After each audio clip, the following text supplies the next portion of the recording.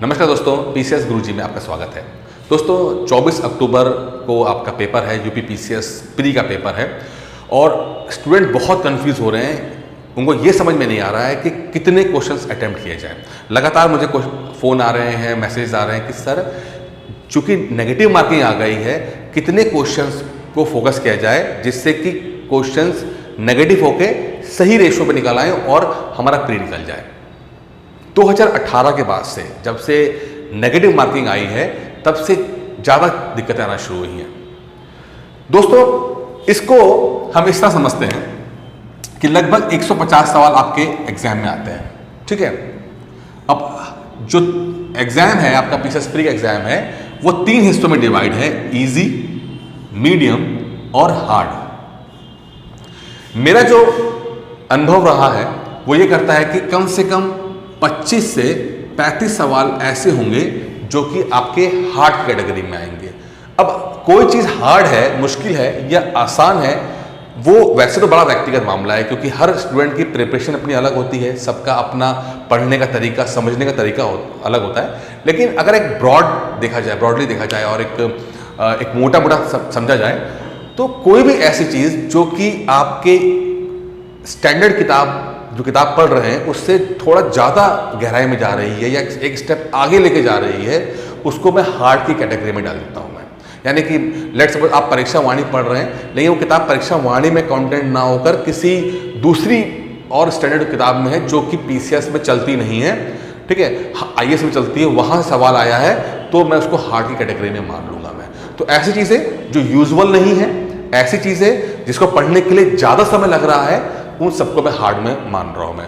तो 25 से 35 सवाल ऐसे आएंगे जो हार्ड होंगे, मुश्किल होंगे, जिनको करने के लिए थोड़ा सा आपको नॉलेज ज़्यादा चाहिए होगी। बाकी जितने सवाल होंगे ये इजी और मीडियम, सब बाकी कंटेंट मिला के ये 110 से लेकर 120 तक का ये बनाएंगे आपके अंदर, ठीक है। इजी और मीडियम मिला के 110 से 120 के बीच में बनाएंगे। दोस्तों अगर आपको पीसीएस प्री क्रैक करना है और इस बात का भी ध्यान रखना है कि आपके क्वेश्चंस ओवर अटेम्प्ट ना हो जाएं, जैसे कि नेगेटिव होने की संभावना बढ़ जाए, या अंडर अटेम्प्ट ना हो जाए जिसमें आपके पास मार्जिन ऑफ एरर ना रह जाए, तो हमें एक सही रेशियो में सवालों को अटेम्प्ट करना बहुत जरूरी है। तो मेरी आपको राय है कि आप 110 से 120 के बीच में, मतलब जो भी 115, 112, 118, ठीक है, इस रेंज के बीच में ही क्वेश्चंस को अटेम्प्ट करें। क्योंकि इससे अगर बाहर जाते हैं, आप 120 से बाहर जाते हैं, 125, 130 करते हैं, तो आप फिर इस वाले क्वेश्चंस को ज़्यादा अटेम्प्ट कर रहे होंगे आप, ठीक है। जिसमें हो सकता है कुछ क्वेश्चन आप राइट कर दो, बट संभावना ये रहेगी कि आप बहुत सारे सवाल आप रॉन्ग भी कर सकते हो और आपको फिर नेगेटिव मार्किंग का जो दंश है वो झेलना पड़ेगा, ठीक है। तो यहाँ पे हमें बचना है। दूसरा, अगर आप 110 से नीचे आप करते हो, आप 90 क्वेश्चन अटेम्प्ट करते हो या 100 क्वेश्चन अटेम्प्ट करते हो, तो यहाँ पर अंडर अटेम्प्ट का भी मसला रह जाता है। अंडर अटेम्प्ट पता लग रहा है कि आपने एक्यूरेसी के चक्कर में बहुत ही स्पेसिफिक कहा कि नहीं मैं बिल्कुल नेगेटिव करूंगा ही नहीं चाहे कुछ हो जाए, और आपने मात्र 90 या 95 सवाल आपने अटेम्प्ट किए। अब चूंकि आप पीसीएस जैसे एग्जाम को दे रहे हो तो संभावना बनी रहती है कि कुछ ऐसे क्वेश्चन होंगे जो आपको लगते हैं बिल्कुल सही हैं, बट हो सकता है कमीशन को लगता है वो सही नहीं है, वो गलत हो गए, या कमीशन ने कुछ ऐसे सवालों को गलत टाइप कर दिया। क्योंकि हर साल कमीशन जो है 3-4 क्वेश्चनों के साथ ऐसा खेल खेलता है कि वो क्वेश्चन गलत हो जाते हैं या वो उसको रद्द कर दिया जाता है। अब ऐसे क्वेश्चन जो कि आपने सही काउंट किए थे, अपने उसमें गिने थे, और वो कमीशन ने हटा दिए, तो आप फिर अंडर अटेम्प्ट में आ जाएंगे और फिर आपके पास मार्जिन कुछ बचेगा नहीं और आप कंपटीशन से बाहर आ जाएंगे। तो हमें अंडर अटेम्प्ट भी नहीं देखना, हमें ओवर अटेम्प्ट भी नहीं देखना, हमें एक ऐसा रेशियो को चलना है जिससे कि हमारा सिलेक्शन आराम से हो जाए। तो मुझे लगता है 110 के बीच से लेकर 120 के बीच में आप कुछ भी अटेम्प्ट करते हैं बेहतर रहता है ये, ठीक है। अच्छा, अब ये तो आपका अटेम्प्ट का हो गया, लेकिन इस बात का ध्यान रखिएगा कि आपके नेगेटिव ज़्यादा ना हो, ठीक है। वैसे तो कमीशन ने अभी तक का कट ऑफ के बारे में कोई जानकारी नहीं दी है, लेकिन मोटा मांगे चलिए कि जनरल कैटेगरी का 84 या 85 क्वेश्चंस के ऊपर कट ऑफ गया था। 84 या 85 क्वेश्चन की बात कर रहा हूं मैं, इंक्लूडिंग नेगेटिव मार्किंग मिला के, इसके ऊपर आपका कट ऑफ गया था। मैं आपसे कह रहा हूं कि आप 90 क्वेश्चंस को टारगेट बना के चलो, आप 90 क्वेश्चन को टारगेट बना के चलो, और यहां इसको ही आप टारगेट करोगे। और अगर 90 क्वेश्चन को आप टारगेट बना के चल रहे हो, उसके लिए 110 से लेकर 120 क्वेश्चन आप आराम से अटेम्प्ट कीजिए, आराम से वो हो जाएंगे, कोई दिक्कत नहीं है, ठीक है। एक चीज और बता देता हूं मैं आपको, देखिए जब भी आप एग्जाम दो, तो जैसे आपके पास बुकलेट आई, बुकलेट में आपने क्वेश्चन लगाना शुरू किया। अब बुकलेट आपने खोली, 150 उसमें क्वेश्चन होंगे।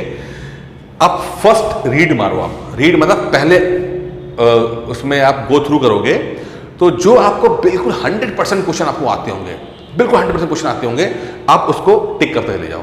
जो आप श्योर शॉर्ट हो कि ना इसका आंसर तो मुझे पता है यही होगा, ए होगा या बी होगा, आप उसको टिक करते चले जाओ। 1 घंटे में आप 150 क्वेश्चंस को पढ़ लोगे, अटेम्प्ट कर ले जाओगे, ठीक है। जीएस में ज़्यादा समय लगता नहीं है, 150 क्वेश्चन आप 1 घंटे में, सवा घंटे में आप कर ले जाओगे। उसके बाद आपको काउंट करना है, गिनना है, 1 2 3 कैसे गिनना है कि ऐसे क्वेश्चन जो बिल्कुल आपने सही राइट किए हैं, आपने काउंट किया। काउंट करने के बाद पता लगा कि आपके पास 80 क्वेश्चन राइट हो रहे हैं। आपके 80 क्वेश्चन ऐसे हैं जो कि 100% राइट है, जिसको आपको लगता है श्योर शॉर्ट 80 क्वेश्चन आपके राइट हो रहे हैं। अब आपने यहां से क्या निकाल के आया कि भाई मेरे 80 क्वेश्चन बिल्कुल 100% राइट हैं, मुझे कट ऑफ के लिए 90 क्वेश्चन चाहिए, यानी मुझे बहुत ज्यादा सवाल नहीं चाहिए सही करने के लिए। तो मुझे अब कम रिस्क लेना है, यानी कि मैं उन्हीं क्वेश्चंस को अटेम्प्ट करूंगा जिसके लिए मैं 50% मैं डाउट में हूं, ठीक है। 50% जो डाउट में हूं उसको मैं अटेम्प्ट करूंगा, जिससे कि मेरी चीजें गलत ज्यादा ना हो, ठीक है। अगर आपके 80-85 सवाल राइट हो गए तो आपके पास, आपको पता है कि 90 पे कट ऑफ जा रहा है, तो मैं ज्यादा रिस्की क्वेश्चन को अटेम्प्ट नहीं करूंगा। तो हो सकता है उस केस में आपको 110 की जगह आप 108 ही क्वेश्चन को अटेम्प्ट करो, कोई दिक्कत नहीं है। आप यहाँ बहुत ज़्यादा एक्यूरेसी पे जा रहे हो और आपने 80 85 90 क्वेश्चन आपने राइट कर दिए, तो अब आप रिस्क लेने की जरूरत नहीं है। लेकिन अगर आपने पहले राउंड के बाद आपने काउंट किया और पता लगा कि आपके मात्र 50 सवाल ही राइट हो रहे हैं, ठीक है, उस केस में मैं आपसे कहूंगा कि 50 क्वेश्चनों पर तो देखिए कट ऑफ निकलेगा नहीं। तो एक तरीका यह है कि आप फिर ज़्यादा अटेम्प्ट करने की कोशिश करो, मतलब आप तो फिर थोड़ा रिस्क ज़्यादा लो, क्योंकि वैसे भी आप अब प्री खत्म हो गया आपके लिए, वो आप कॉम्पिटिशन से बाहर हो चुके हो। तो उस केस में आप ज़्यादा रिस्क ले सकते हो, ज़्यादा क्वेश्चंस जो आपको बहुत क्लियर नहीं है उस पर आप जा सकते हो, चांस ले सकते हो। मैं ये नहीं कह रहा कि उससे कुछ हो जाएगा, बट आप चांस ले सकते हो कि अगर किस्मत सही रही और सही तरीके से आपने उसको हैंडल कर लिया, तो बहुत संभावना है कि आप कट ऑफ क्रैक कर सको। लेकिन रिस्क तब लेना है जब आप पहले राउंड के बाद आप ये देखो कि आप एक सर्टन लेवल से नीचे पर हो, तब आप रिस्क ज़्यादा ले लो। लेकिन अगर आप ऑलरेडी पहले राउंड के बाद 80 85 90 क्वेश्चन सही कर दिए हैं, तो फिर मैं कहूँगा कि आप कम से कम रिस्क लो, ज़्यादा रिस्क लेने की जरूरत नहीं है इसके अंदर आपको, ठीक है। तो दोस्तों इस वीडियो के माध्यम से मैं ये बताना चाहता हूँ कि 110 से लेकर 120 के बीच में ही आप अटेम्प्ट करें, ठीक है। ज़्यादा रिस्क मत लीजिए, क्योंकि आप 120 से बाहर जाएंगे, क्योंकि देखिए हर एग्जाम में 25-30 सवाल आपके मुश्किल होते हैं, ठीक है, चाहे कुछ हो जाए, तो इससे बचना है हमें। लेकिन बाकी इस पे और इस पे फोकस करना है, ये ही आपको सिलेक्शन करवाएंगे, इजी से मीडियम सवाल ही आपका सिलेक्शन कराएंगे। ये आपका सिर्फ रिजेक्शन कराते हैं, कुछ नहीं करता। हर क्वेश्चन की वेटेज बराबर है, हर सवाल आपको बराबर नंबर देगा, इसलिए आसान क्वेश्चन सही करो या मुश्किल क्वेश्चन सही करो, कोई मैटर नहीं है, नंबर उतने ही मिलेंगे आपको। तो मुश्किल के चक्कर में नहीं फंसना है, हमें आसान और मीडियम क्वेश्चनों पे ही फोकस करना है। साथ में हमें ये देखना है कि हम एक रेंज लेके चलें दिमाग में 110 से लेकर 120 क्वेश्चनों के बीच में। और तीसरा कि हम फर्स्ट राउंड के बाद अपना क्वेश्चन काउंट करें और देखें कि हमें कितने क्वेश्चन हमारे बन रहे हैं। अगर हम पहले राउंड के बाद 80-90 क्वेश्चन पे आ गए हैं, तो हमें रिस्क कम से कम लेना है, फिर उन्हीं क्वेश्चंस को अटेम्प्ट करना है जो हम बहुत श्योर हैं और थोड़ा सा कंफ्यूज हो रहे हैं। लेकिन अगर हम एक लेवल के बाद एक लेवल से नीचे आ रहे हैं, तो फिर हम रिस्क ज़्यादा ले सकते हैं।